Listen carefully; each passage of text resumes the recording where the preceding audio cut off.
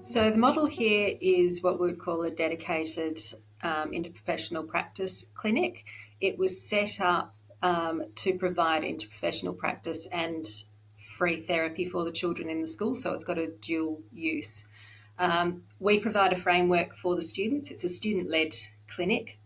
So they do all of the client interaction, and we provide the support. I suppose the best way that we like to describe it is we throw them in the deep end with floaties on. So they get to work out their strengths and their weaknesses fairly quickly in a supportive, safe environment so that they can develop their practice to be interprofessional and independent practitioners when they graduate.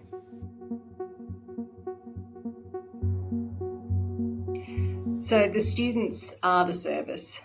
Because this is student-led, we don't have any qualified practitioners on site apart from the clinical educators and supervisors.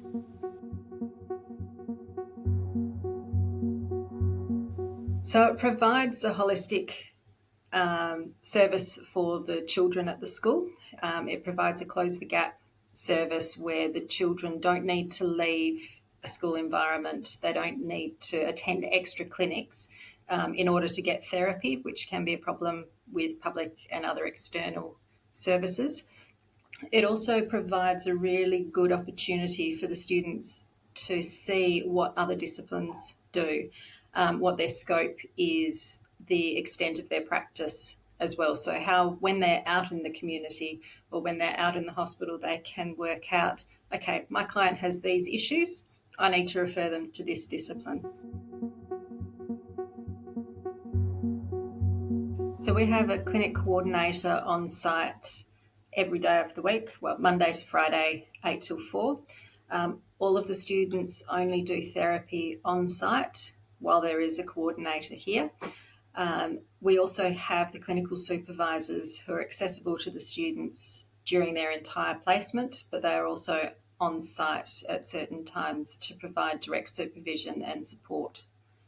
We also have regular meetings with the school to understand what their needs are and to help oversee the client process, really, so referrals, any issues that may occur, any further needs.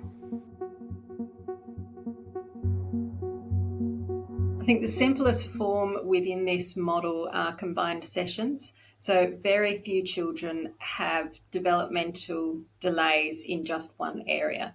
Even if they do have a developmental delay in just one area that's identified, it overflows into other areas. So for example, if a child has problems with their speech, they're not going to necessarily learn as well in the classroom, which means they may not interact with other children appropriately.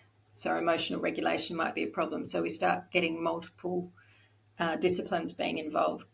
So usually we will have at least 2 disciplines the child has been referred to. So for example, speech therapy or speech pathology and occupational therapy. The easiest way to do an IPP activity is to find one activity that addresses both needs. And so, for example, if they're having problems with handwriting and they're having problems with specific sounds, they can play a game, pick up a word, say dog, and then they'll have to write down DOG. So it's just very simple combining the 2 activities that cover both problems. After the interprofessional practice sessions, so when 2 disciplines are giving therapy to one child, they reflect on the practice together and write a single set of notes within the client file.